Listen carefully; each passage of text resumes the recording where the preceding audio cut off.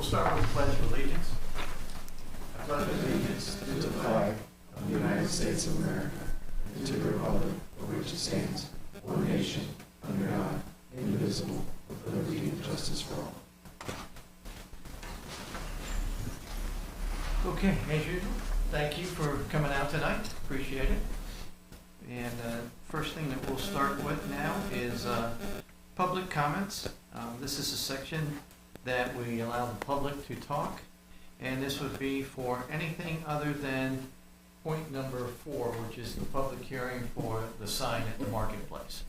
So if anyone wishes to speak tonight, this is the time to speak.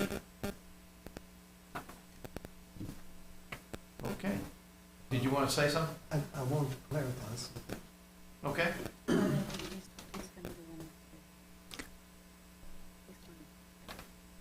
Oh, if you're going to talk about the conditional use permit at the marketplace? No. Okay. Okay, state your name and address. The name is Carl Early, 75 Church Street. I wanted to clarify some things that was said last week, and it was really about the Head Start. Mr. Robert and I spoke a lot about the problems that we're having with Head Start. Right. We didn't mean for you to have anything to do with Head Start. It's just to show you the problems that we're already having. Sure. And then this extra traffic and people is going to it's going to make it worse. And that's, I wanted you to understand that. And he's already answered a couple of questions that I had. And is the street going to be closed off forever? My guess is no, but Well, I'm I going to hope let staff I answer hope that. it's no. It is no. Yes. So at Well, most, we know it is now because we live there. right. Right. So it will not be closed forever, and that was not the intention. It is a temporary closure that was put in by Atmos in order to do the gas line upgrade from Church Street down to Mill Lane. They did anticipate it being closed about 2 months, and that's what we are anticipating them.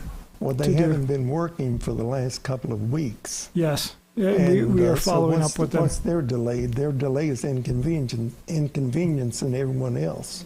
Yes, I know that they have run into a delay with working with the to go under the railroad, and having to get an inspection before they do that, and have the inspector on site. So I think there's been some scheduling issues on them, but I can follow up with you separately. If you on would, that, please, will because it's do. very inconvenient with it being blocked off like it is. And we are having traffic that's coming down and realizing they can't go any further, and then they're having to turn around and go back out to wherever they're going. And so that's creating a problem there. And he's answered the other questions that I had. One of the questions that I had last week was about a privacy fence. I didn't mean a privacy fence between the units. I meant one around the perimeter. And he says no. And that a fence like that would certainly help to keep the children that are going to be in the complex and animals that will be there. It'll keep them housed in their area, not on us. And it would be very dangerous. We have to back out of our driveway, and the entrance is not going to be very far from it.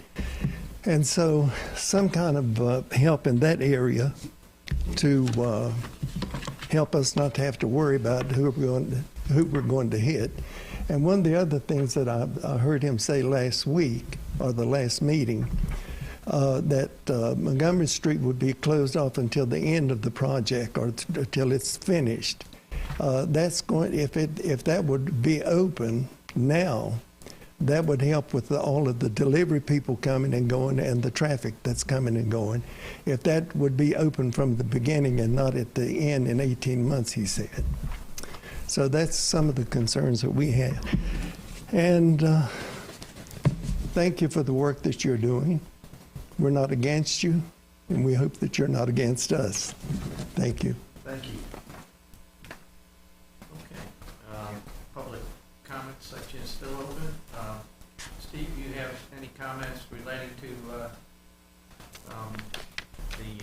townhomes? I guess now is the time for that.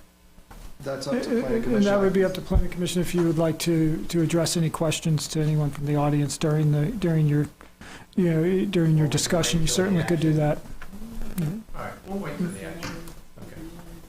Okay, so we'll move right along to point number 3, approval of planning commission minutes for July 17th. Any changes we need to make? I'll make a motion to approve. Second? All right. All those in favor say aye. Aye. Any opposed? Okay, that's good. Moving right along to the public hearing. Public hearing is for 4A, conditional use permit request by NRV Marketplace LLC, property owner, and Bowser and Associates applicant to allow the revision of the comprehensive sign plan approved September 24, 2019, and associated with address 2505 to 2785 Market Street Northeast. The current CUP request allows for building signage to allow building signage larger than 200 square feet for a new tenant in Marketplace. The current CUP request is associated with properties located at 2505-2580 and 2700-2785 Market Street, identified as tax parcel 436-5-1, 406-7-E, 406-7-K, 436-5-F, 436-5-M, and 436-5-I, and parcel ID 027970250 250 259 250 260 250 261 250 262 and 250 263, zone for general business B3. Properties designated on the as business commercial on the comprehensive plan of 2013. Okay. So with that, staff, did you want to open it up with an overview of the request? Please? Sure. As planning commission, some members that have been on for a little while may remember that I believe it was in, I'm sorry. In 2019, there was a comprehensive signage plan that was approved for the marketplace, and this allowed them to have different signage than what is typically allowed under the B3 zoning district, and what was mostly for freestanding signage. I think it was actually entirely for freestanding signage. Okay. Yeah, and in this case, they have come back to revise their signage plan because they are requesting additional signage for one of the buildings. It's a freestanding about 54,000 square foot retail building, and they are requesting to go above the allotted amount for a facade sign. The ordinance reads that no one single sign or no one single facade should have greater than 200 square feet or greater than 10% of the facade. And so in this case, 10% would, the signage is based on the facade is only about 3 or 4% of the sign, and but the signage that they're requesting is one larger sign, and I believe is it four separate smaller signs, which would be about 322 square feet. So it's larger than what was than what is allowed. And so in this case, I think it would be planning commission evaluating whether this would be an appropriate amendment to the signage plan. Perfect. Thank you. You're welcome. So, anyone here wishing to speak on this comment? Good evening. Steve Simonis with Balzer and Associates. Andrew went through most of it, but I will touch on a few items for Planning Commission this evening. So the signage areas we're looking at are right here. So this was the location of the old Tractor Supply before it shut down. So if you will remember a couple years ago when we came in for our first amendment, there were some residential towers proposed back here, one of which we're still hoping to do. But as Marketplace, NRV Marketplace LLC continues to, as you all know and hope you agree with, really revitalize this entire area, Academy Sports became really interested in this site. So there was a lot of back and forth with Academy to try to get them in here on this property. So they've signed a lease. Obviously, they're working right now. So this project is moving on. This was publicly released a few months ago. When Academy Sign Company came to Walt, our client, and said, here's the package, they realized the signage was a little over. They had some initial conversations with Andrew, who instructed us because of our conditional use permit previously for the sign package, we had to come back and amend it. So it's not really a standalone, it's kind of a standalone just for this. This isn't allowing any parcel or any building on the property to have this larger sign. It's specifically just for this building. If another building wanted to come in and get greater signage, we'd have to come back through this process again and do the same thing. So signage-wise, what they're looking at is the one larger Academy Sports and Outdoors, which would be right here. You can see how they measure it. This is consistent with the way the town has us measure signage. And then they have four of their basically their retail offerings: apparel, shoes, hunting, and fishing. So as Andrew said, it's based on either a max of 200 square feet or 10%. So 10% of this would be a whole lot bigger. As Andrew said, we're right around that 3 to 4% of the overall facade. We're sitting back well off the road, about 700 feet back into the parking lot. We've got other retail establishments. We've got Starbucks and everybody else in front of us. There's plans for a hotel on that site as well, which again will be in between this and the road. So we don't feel this would be a very big impact, a negative impact, or cause any conflict with our neighbors out there, anybody within NRV or within Marketplace Shopping Center. So it is 122 square feet, 122.6, I guess, square feet over the allowances, but this is what we're asking for tonight.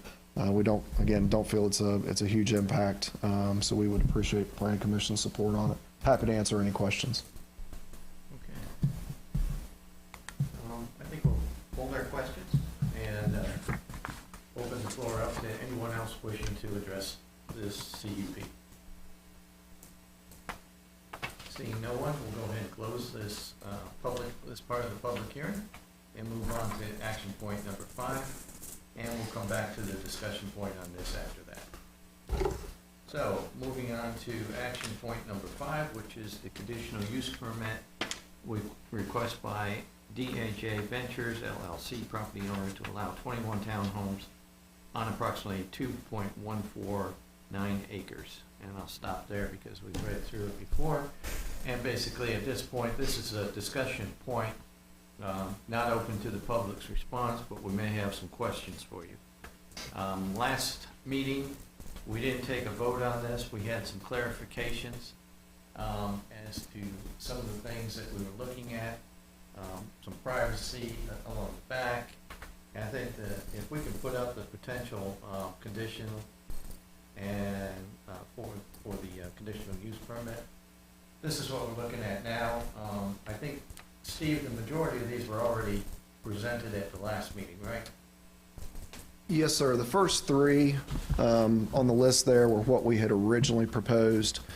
The next 3, I believe, were the town suggested conditions that we agreed to last time. The last 4, 7, 8, 9, 10 are additional conditions we recommended after our public hearing a couple weeks ago to help further address some of the concerns we heard from our neighbors on Church Street. So that's landscaping, beefing up the landscaping that are part of the town standard around that, around the Church Street frontage there, and along the back where we're backing up against to the properties that front on Montgomery Street. Limiting the construction traffic. So we're not saying vehicular traffic, but construction traffic, we want to prohibit people from using Montgomery Street for construction traffic. That's also a small road, and if we encourage that, people have got to find their way out somewhere. So they're either going to go down Church or go down Lucas. So what we're trying to avoid is any of that construction traffic weaving through the neighborhood. So that's why we're keeping that down. That entrance will remain closed until the parking lot has been paved and the first CO has been issued. So there may still be some house construction, there may be some finish work going on some of the townhomes themselves. But the other part of it is we didn't want mud being tracked up Montgomery Street and around those other neighborhoods as well. So that's number 8's in there. Number 9 was just kind of another piece of that all the construction traffic would enter from North Franklin to the Church Street entrance, and that we will post signage within the site itself to prohibit right turns out onto Church Street. So that would mean everybody's got to come in and out for that first couple hundred feet from Franklin to this site and not, again, go back into Church. They won't go past Head Start, and we can't control that access, from the construction superintendent standpoint with signage. And then also that number 10 is just that we won't have construction vehicles parked on Church Street, because I know there were concerns about parking and vehicles on Church Street as well. So we did add those 4 conditions in there after our meeting the other night. The other items that we added were in our letter. We added the mail kiosk, we connected the curb and gutter, we connected the sidewalk, we added an additional area for another dumpster or a recycling bin, so that dumpster enclosure has gotten larger. And I think that was it. Chair Johnson. Can we go to the map and look at the vegetation and the privacy that you were talking about? And that goes across the back, right? It does. It goes right here, so you can see we've added additional shrubs and trees in this area and along this back perimeter as well. Okay, and I think Mr. Early was talking about a privacy wall. We talked about privacy walls being between the two, or the units in the back. But I think he's talking about in front of his house, where it looks like you do have some vegetation planted there. We would have the vegetation in here right now. We are not proposing to do a privacy fence across the front of the site. And how about down below on the other side of the entrance? Right here? Yeah. We've just got a couple trees shown right now. We didn't go through the full calculation as far as the green space required, but we just wanted to show graphically that we definitely wanted to, help this piece up here. We can certainly, I know we've got a neighbor across the street. We've got AEP's facility down here, so we can, we'll have some additional vegetation in here as well. And just while we're on this, we've got our mail kiosk shown right there, the larger dumpster, and then the connection of the sidewalks and the curb and gutter on both sides of the street. Good. I think last time we talked too about Head Start and made it clear that it was separate from this. However, because of the traffic, it sort of brings it into play a little bit. So we were looking at trying to get a little more information on the traffic study, to the extent of the traffic study with this alone is not a problem. The traffic study with Head Start, with the size it's grown to today, and this, is that going to be a problem? I don't know if we got any feedback on that. So Did I say that right? Yes. Okay. we did look at average daily trips, which there wasn't a great comparable, there wasn't a great figure for Church Street. There was one that was about a half a mile away or so. But we did talk to the engineering department and the police department, and there has been, no recognized issue here as far as, from that has been on the radar of our departments here at the town. And not to say that it hasn't caused inconvenience and some congestion at times. I have reached out to the Head Start director last week. I have not been able to get in touch with her yet, and so I don't have any additional information. I mentioned that in my staff report. If we had additional information, I'd bring it forward. I don't have any new information at this time. I do think that it would be a matter of talking with Head Start to see if there are any other ways that potentially traffic could be planned for during drop-off and pickup times. How about, I believe we mentioned that they are also on a CUP. They are, and one of the requirements is that they have no more than 60 children, and we believe that they are under that number. And how about, does it specify a number of parking spaces that have to be available at that location? It does not, but that's something that we can look into a little closer, at least regardless of this particular application. Yes, right, Yeah. right. I just brought it back into Yeah. this because Right. it corresponds with the traffic and that's some of the concerns that were Mhm. coming up. So, I said enough. What do you guys think? Questions? Go ahead, Tom. There's one fire hydrant on the backside here. Is there any other on Church Street or anything? I'd have to check on that to see how far up, either on Lucas or Church Street. With a fire hydrant, though, we typically look at 300 to 500 feet of hose lay from that hydrant, which we have, and we can make that loop to all of our proposed units in here. We weren't sure if engineering was going to require one in here, but we know it's been a topic of discussion here lately as far as fire access to some of our multifamily and townhome developments. So we wanted to be sure we had one in there right now. Does Billy Hanks take a look at that at all? He is involved in the site plan review process. The fire department is, both Chief Hanks and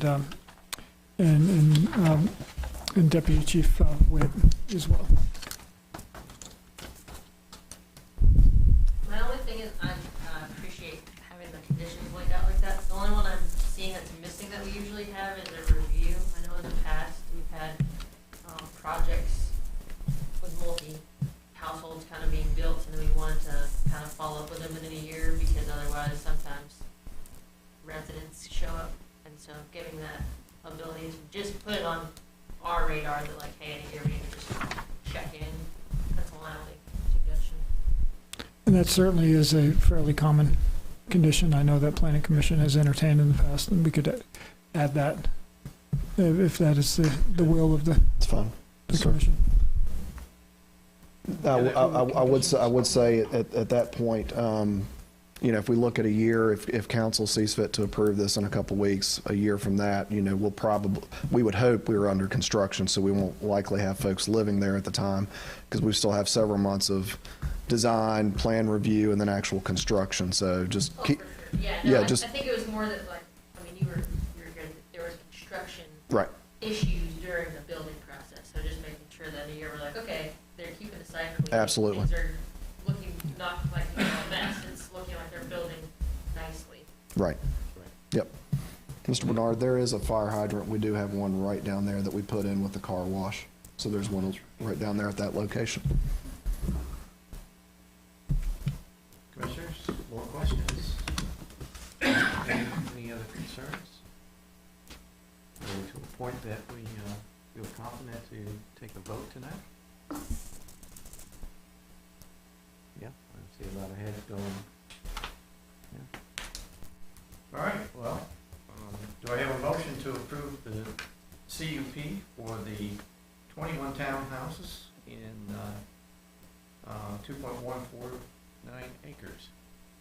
I can make a motion to approve with the conditions noted. And adding the last one as well. Okay. I have a motion on the floor. I'll second. I have a second. Okay. All those in favor, say aye. Aye. Any opposed? Okay, that passes. Now, what will happen, just for your knowledge, this will go to town council, because this is just our recommendation. We're not the final say. Town council is, and you want to be there for their public hearing, and you can speak again there at the public hearing, and that is when? August 8th. So mark your calendars for August 8th, go see town council, come to the meeting, and you'll have a chance to speak with them. And it's their final say. All right, moving on to action point or discussion for the CUP on action point 4A. Questions for Steve? I have one. I have trouble visualizing that one, that one. Is that actually on the left gonna say apparel and shoes over the doorway, or is that not a doorway? No, those are windows. So this is the full facade of that building as it'd be looking out towards the parking lot. So that'd be your main entry location right there. So it's either windows or storefront right there. So that's where they'd have the apparel, shoes, hunting, and fishing. So yeah, and then Academy, that would be right over their main section of doors right there. Steve, is this a standard size sign for this store? It is. So like, when they build a building like this is the same size that they put in? Yeah, and I can't say 100% on that, Yeah. Chair Johnson, but this was the package that came back from their typical vendor. Okay. So I would assume this is Yeah, a standard sign package. And then the other question I had was, I believe Walmart also has a larger sign. I think that was approved. Now, my question is, Walmart has like a littler sign that's like grocery, pharmacy. Right. I think it's very similar to this thing. It was, yeah, when we look back at that application that staff provided, they have a bigger facade. I think they're about double the facade, and their total square footage is about double. So percentage-wise, I think they were at about 4% of their facade, and that's about where we are on this one as well. So percentages-wise, it's the same ratio. Yeah. I mean, I don't have any further questions. You guys?